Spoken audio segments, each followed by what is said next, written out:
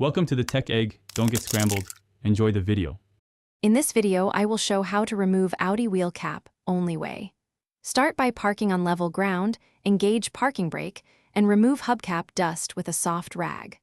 Locate the hidden retention clip or slot behind the cap edge. Gently pry using a plastic trim tool at multiple points to evenly release the clips until the cap pops free, then set it aside on a clean surface. Gather your tools and prepare the wheel before you start working. A plastic trim tool is ideal to avoid scratches, but a taped screwdriver will work in a pinch. Keep a rag and small container nearby to hold the cap and any clips so nothing gets lost. Work on one wheel at a time and check fitment before storing parts away to make reinstallation quick and easy. If you are finding this helpful, please hit subscribe and like the video to support the channel. Quick recommendation. The new Kindle Paperwhite is great for reading manuals and repair guides while you wait between jobs, and it fits nicely on a workbench shelf. Check the description for the link and other deals, and pick one up if you want a handy companion.